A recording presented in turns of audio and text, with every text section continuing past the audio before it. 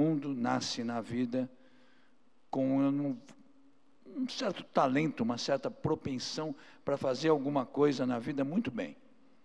Mas são poucos os que têm a sorte de descobrir qual é essa coisa. E por isso que são poucos os felizes e os bem-sucedidos nos seus trabalhos. Eu tive a sorte de servir para que eu servia na vida muito garoto. Eu tive a sorte de aprender a ler com 4 para 5 anos de idade. Comecei a ler muito. Quem começa a ler, começa a ter vontade de escrever. E eu já muito garotinho, assim, com 10, 11 anos de idade, eu queria escrever e queria escrever para todas as mídias, mas não tinha consciência da palavra mídia. Mas eu queria escrever para jornal, para televisão, para revista, para todos os lugares. Por outro lado, eu tinha uma enorme admiração pelo trabalho do meu pai, que era um vendedor. Meu pai vendia pincéis nos depósitos de material de construção, numa empresa chamada Fábrica de Pincéis Tigre. E eu acompanhava o trabalho do meu pai. Então, eu queria escrever, mas também queria vender.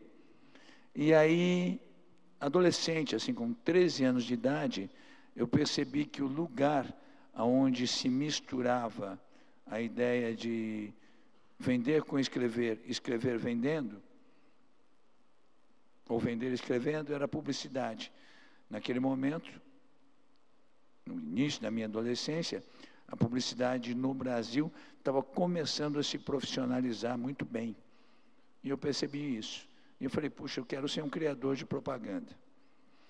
Evidentemente que eu devo muito a minha vida aos profissionais da geração anterior, que já tinham profissionalizado a propaganda no Brasil, que estava prontinha para surgir um cara com as minhas ambições.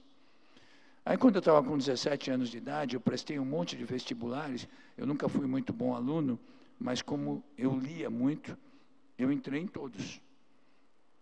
Aí, entrei em todos, me matriculei em 2 faculdades, uma de manhã, outra à noite. Mas aí eu arrumei uma namorada mais velha, eu tinha 17 anos, muito garoto adora arrumar uma mulher mais velha, né? E arrumei uma namorada de 25 anos. Meu pai era um vendedor e eu sabia que meu pai trabalhava com sacrifício para manter aquela vida bacana que eu tinha, que era o quê? O garoto que entra na faculdade ganha um carro. E eu comecei a ficar com vergonha, principalmente por causa da namorada mais velha, de receber mesada. E aí, com 17 para 18 anos, eu resolvi começar a trabalhar. O meu primeiro estágio numa agência de publicidade foi de uma maneira folclórica, que eu já contei muitas vezes. Eu estava indo para a faculdade que eu fazia de manhã, na rua Itambé, aqui em São Paulo, o pneu furou. Eu nunca tive habilidade nenhuma. Para mim, trocar um pneu era uma tragédia. Eu fiquei com preguiça, assim, de trocar o pneu, e olhei em frente, estava escrito HGP Publicidade. Aí eu falei, não vou trocar o pneu, não, vou pedir um estágio. Aí eu atravessei a rua e eu vi um cara entrando, vi mais um entrando, eu não sabia a linguagem das agências, não sabia que existia o diretor de criação, o presidente, o vice-presidente, então eu perguntei, eu falei, olha, eu queria falar com o dono. E o cara que estava entrando era o dono, ele falou, sou eu, o que você queria? Eu falei, olha, é o seguinte, o meu pneu furou aqui em frente, e eu resolvi pedir um estágio para o senhor. E se eu fosse o senhor, me dava essa oportunidade, porque eu vou ser muito bom nisso. E o meu pneu não costuma furar na mesma rua 2 vezes. Aí o cara gostou do que eu falei, né? E me deu o estágio. E assim que tudo começou. Aí, obviamente, eu comecei a trabalhar desesperadamente. E o melhor estagiário do mundo, normalmente, é o estagiário chato, que quer saber tudo, que pergunta tudo, que se interessa. Eu era assim, eu larguei a faculdade já que eu fazia de manhã, não ia mais na que eu fazia de noite, ficava 16 horas dentro da agência, alucinado para aprender. Aí aconteceu uma coisa maluca, porque um mês depois eu fui contratado. Me deram um salário, virei um redator. E 3 meses depois, com 4 para 5 meses de profissão, eu escrevi o meu primeiro comercial de televisão. Antes eu só escrevia uns anúncios e tal. E aí o meu primeiro comercial de televisão era um comercial para para as louças e torneiras Deca, que são meus clientes até hoje na W Macan, ele era um bom comercial. Mas eu não tinha consciência disso. Mas os donos da agência que eu trabalhava inscreveram esse festival no Festival de Cinema de Cannes, que na época acontecia um ano em Cannes e um ano em Veneza. E o meu filme ganhou um Leão de Bronze, coisa que o Brasil nunca ganhava. E eu fiquei numa dúvida terrível de quem tinha errado, eu ou o júri. Você faz o primeiro filme, você não está sabendo nada. Mas isso marcou a minha coisa do prazer pela profissão e por ter sempre uma atitude criativa mais atrevida, né? Eu comecei a perceber naquela época já que não existia a coisa mais atrevida ou menos atrevida. Existia aquilo que era adequado e aquilo que não era adequado. Isso valia nos anos 70, quando eu comecei, e vale até hoje no negócio da comunicação. Vou contar a história. Se as moças presentes aqui na plateia prometerem que não me batem, eu conto uma história de linguagem adequada, mas machista. Pode? Vocês não vão me bater, prometem? Bom, a linguagem é adequada, mas é muito machista. Vocês prometeram não me bater. Há 3 anos atrás, um amigo meu que na Inglaterra faz a publicidade do Porsche, fez uma campanha muito boa. O Porsche Carrera, como todos nós aqui sabemos, é o sonho da maior parte dos homens. Portanto, o público dele é eminentemente masculino. Foi feita uma campanha para esse produto, vocês não vão me bater, né? Que era um monólogo, provando o porquê. Um cara bom de monólogo, na televisão, no cinema, provando por que Porsche é melhor que mulher, que, diga-se de passagem, é excelente. O monólogo, para provar do porquê Porsche é melhor que mulher, que, diga-se de passagem, é excelente, é uma estrutura, assim, quase de um teorema, é uma demonstração. E prova por que Porsche é melhor que mulher, que, diga-se de passagem, é excelente. A primeira demonstração é uma demonstração até simples. Que é o seguinte, o sujeito tem um Porsche. Ele está muito feliz que ele tem um Porsche. E ele resolve comprar mais um Porsche. O Porsche que ele tem não fica aborrecido. Certo? Já o cara tem uma mulher, que, diga-se de passagem, é excelente. Como é excelente, ele resolve ter mais uma mulher. Vai ter um problema com a mulher que ele já tem. Então, vocês veem aí a primeira demonstração da superioridade do Porsche em relação à mulher, que, diga-se de passagem, é excelente. A segunda demonstração é mais dramática. O sujeito tem um Porsche e resolve que não quer ter mais aquele Porsche. Raramente acontece. Normalmente, o cara que tem Porsche quer ter Porsche para sempre. Mas ele resolve, não quero mais. Ele vende o Porsche e ganha um dinheiro. Já. O cara tem uma mulher e resolve que não quer mais ter aquela mulher. Isso acontece com mais frequência, infelizmente. Ele pede o dinheiro, tivemos uma declaração sincera aqui disso. Mas a terceira prova da superioridade do Porsche em relação à mulher é a mais dramática. E em relação à mulher, que é excelente. Quantos caras que vocês conhecem que têm Porsche? Pouquíssimos. Quantos vocês conhecem que tem mulher? Monte. Todo mundo. No entanto, todos que têm Porsche conseguem ter mulher e nem todos que têm mulher conseguem ter Porsche. Bom, o pessoal fez isso, né? O pessoal fez isso, mas não é ninguém bobo, né? Foi feito para o público masculino. Mas, mesmo assim, por que vamos ficar de mal com a mulherada?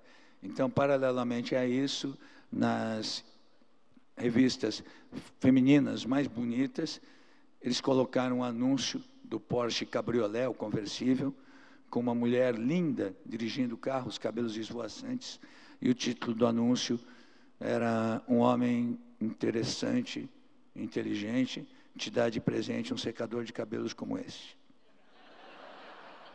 Bom, continuando, eu estava lá no meu começo, e muito favorecido pelo período da publicidade brasileira, dos primeiros prêmios, eu fui ficando famoso, conhecido, menino prodígio, isso e aquilo, e fui convidado para trabalhar numa agência maravilhosa, logo antes de eu completar 1 ano de propaganda, a DPZ. A DPZ foi a grande escola da propaganda brasileira, e eu cheguei lá muito garotinho, e logo me transformei numa estrela da agência, muito bem tratado pelos donos. A DPZ sempre me tratou sensacionalmente, e eu fiquei durante 14 anos na DPZ. E isso é uma dica que eu dou para vocês, eu não tenho dúvida de que você ficar muito tempo na mesma empresa, se ela for boa, antes de abrir o teu negócio é muito bom, porque você só vai aprender. Aí acontecia uma coisa, porque quando eu estava assim com uns 9 anos de DPZ, todo mundo me dizia, mas puxa vida, você é tão bom, você é o melhor, você é aquilo, por que você não abre você mesmo a tua agência? E, no entanto, eu não me sentia pronto ainda. Até que, aos 14 anos de DPZ, eu percebi que eu já tinha feito tudo que se podia fazer lá. E que eu tinha umas ideias novas e que elas só seriam bem implantadas se eu fizesse um negócio novo. Mas eu tinha um problema, eu era a estrela da agência, a DPZ era a melhor agência do Brasil, uma das melhores do mundo, eu era extremamente bem tratado, o salário mais alto. Quando você tem todas essas coisas, fora o respeito, você tem um monte de seguranças que não te dão a coragem de fazer o próprio negócio. E é curioso que eu aprendi depois que, numa situação como eu tinha, fazer o próprio negócio, no fundo, era fácil. Era como se eu estivesse em cima de uma grande montanha e tivesse que atravessar para outra. Mas a outra montanha estivesse a 30 centímetros dos meus pés, era só esticar a perna e passar. Mas no momento desses, você não vê isso, você só vê o penhasco, você só vê o buraco. Mas eu decidi. Naquele momento, eu decidi que eu tinha que fazer algo de muito diferente. Eu já tinha ganho muitos prêmios, já era conhecido no mundo inteiro e tal. E eu imaginei, eu falei, puxa vida, eu vou sair da DPZ que é tão boa, só vale a pena se eu fizer um formato de negócio muito diferente. Naquela época, era muito comum as empresas multinacionais comprarem as nacionais. E ponto. Eu falei, mas... E a DPZ era nacional, inclusive. Eu pensei, puxa vida, o que nunca aconteceu é um profissional brasileiro se associar a uma empresa internacional. Nunca tinha acontecido a associação de uma pessoa física, que era eu, com uma pessoa jurídica. E aí eu procurei um pessoal de uma agência europeia muito boa, chamada GGK, e eu propus para eles, eu falei, vocês querem fazer uma coisa mágica no Brasil? A gente faz uma agência que junta o meu nome, pessoa física, o W, meu, de Washington, com a empresa de vocês, GGK. E assim foi feito o primeiro casamento da propaganda mundial de uma pessoa física com a jurídica, que foi feita a WGGK. Aí aconteceu uma coisa, isso foi em 86. A WGGK foi um sucesso muito grande, mas eles tinham poucos clientes que operavam aqui no Brasil, por serem europeus. Então, o crescimento da WGGK era todo fruto do conhecimento meu e do pessoal W. Clientes como Bombril, como Valizé, como muitos outros que já estavam na minha vida desde os anos 70. Aí, 2 anos depois de feito o negócio, eu falei, puxa vida, está muito bom para os meus sócios, mas eles não são sócios para eu desenvolver o negócio. Então, era melhor que profissionais locais meus virassem os sócios. E aí fui conversar com meus sócios estrangeiros, comprei a parte deles, coloquei 2 dos melhores meus como meus sócios e fundei, em 88, o que foi a ser a W Brasil. O porquê W Brasil? Exatamente porque, naquele momento, o Brasil estava saindo da ditadura política e, há pouco tempo, e os símbolos brasileiros, na minha opinião, estavam um pouco valorizados. Eu falei, vou fazer uma agência que assuma as cores do Brasil, o nome do Brasil e assim por diante. Coisa tão maravilhosa que, em 1990, de livre e espontânea vontade, o meu querido amigo Jorge Ben fez a canção W Brasil em homenagem ao talento da agência.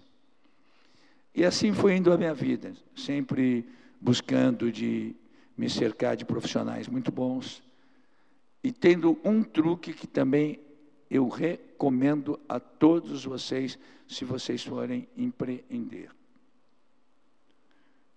A minha vida inteira, enquanto eu fui empregado, eu sempre me comportei como dono, assumindo as responsabilidades de um dono, os riscos de um dono, tudo.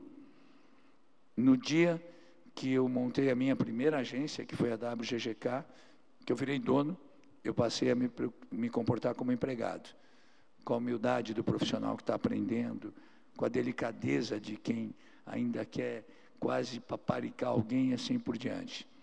Isso tem sido muito bom, muito útil na minha vida. E assim foi sendo, foi acontecendo.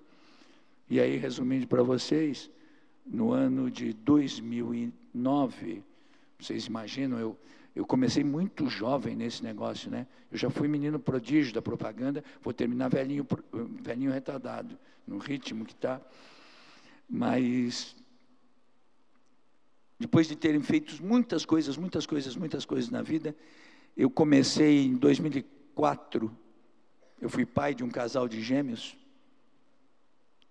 e eu falei para minha mulher, olha, teoricamente eu já fiz tudo nessa profissão, mas eu preciso fazer muitas mágicas novas para não ficar contando histórias do passado para essas crianças. E aí, em 2008, 2009, eu que já tinha recebido todas as propostas do mundo para vender a W, desde a época que eu tinha os sócios suíços até a W Brasil, com sócios brasileiros, e nunca tinha aceitado, eu tive uma ideia, eu falei, era legal agora para imortalizar a marca W e para eu ter acesso a outros clientes internacionais, eu ter uma sociedade com um grupo internacional. Mas eu não quero vender, não quero ter sócios que virem patrões. Aí pensei e falei assim, de todo mundo que já tentou comprar a W, quem mais precisaria da W? E cheguei na Macan, por quê?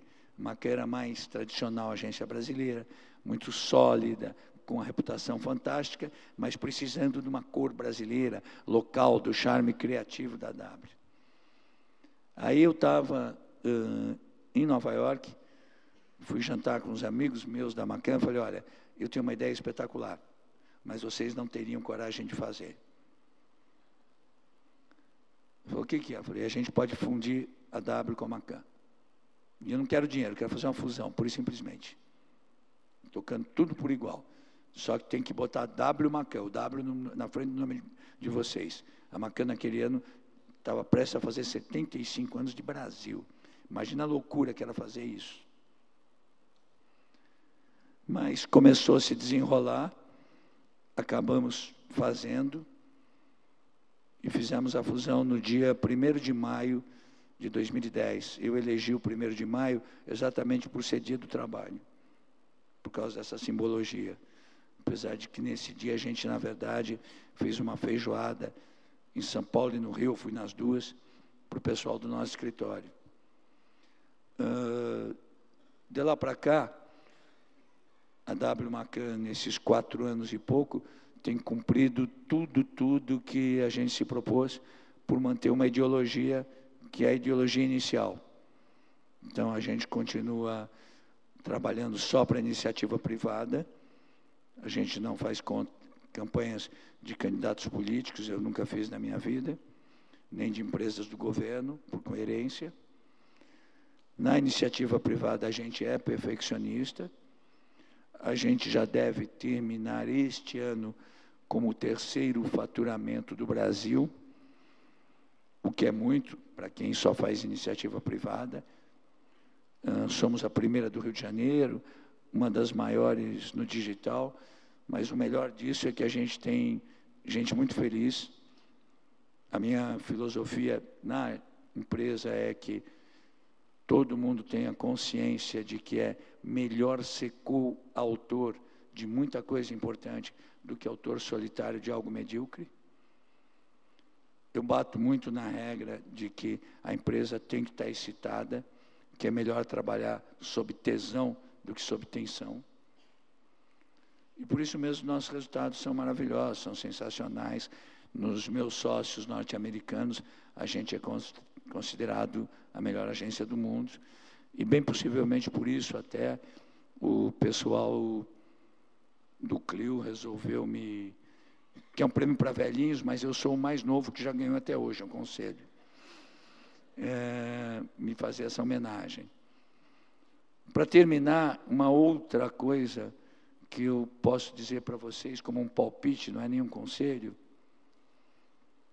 procurem sempre fazer empresas que sejam simples. Na W Brasil, com os meus sócios, a gente tinha uma tese que eu procuro manter ao máximo, que é o seguinte, por exemplo, tudo aquilo que não dá para a gente resolver em pé é porque não deve ser feito. Se tiver que fazer muita reunião para fazer, não faça porque não vai dar certo. Boa parte das reuniões, inclusive, servem única e exclusivamente para marcar uma próxima reunião. Então, aprender a pensar simples, a ser afetivo. É que nem e-mails com milhares de pessoas copiadas, é porque ninguém vai resolver nada. Outra coisa, de vez em quando alguém tem que decidir. Os ingleses dizem uma coisa muito boa. Eles dizem que o camelo foi um cavalo construído por um comitê. Reuniu-se um comitê para fazer um cavalo, mas tinha tanta gente dando palpite que saiu um camelo. E a última coisa do conceito de simples. É muito fácil perceber por que pensar simples é melhor. Se as pessoas não querem complicações na vida, é claro que elas não querem complicações nos negócios ou nas mensagens que recebem. A respeito disso, vou contar uma última historinha para finalizar. Vamos imaginar que são agora, pode ser 7 horas, um pouquinho mais agora, mas 7 horas e 30 minutos na cidade de Nova York, para onde a Flytour leva brilhantemente seus passageiros, vai inclusive me levar para a festa do Clio. E aí, são 7h30, estamos no bar do Hotel Sun Ridges, um dos elegantes hotéis da cidade, o Old King Cole, tido como o melhor bar de Nova York, e entra um homem com um terno impecável, mais ou menos 50 anos de idade, cabelos grisalhos azulados, cara de bilionário, encosta no balcão e pede um dry martini. Ele toda noite faz isso. Passa 2 minutos, entra uma mulher linda, um tailleur da Jill Sanders, ela tem aproximadamente uns 35 anos, chique, bem vestida, cara de presidenta da Louis Vuitton. Ela encosta no mesmo balcão, quase do lado dele no bar, e pede também um dry martini. Eles nunca se viram antes. Ele olha para ela e diz, quer dormir comigo? Ela diz, na minha casa ou na sua? Ele fala, se é para começar a discutir, eu não quero mais. Bom, gente, obrigado aí pela atenção. E dentro da tese que estamos apenas começando, eu quero desejar a todos vocês que vivam mais de 100 anos e que o último anúncio que vocês leiam seja um que eu tenha acabado de escrever. Obrigado.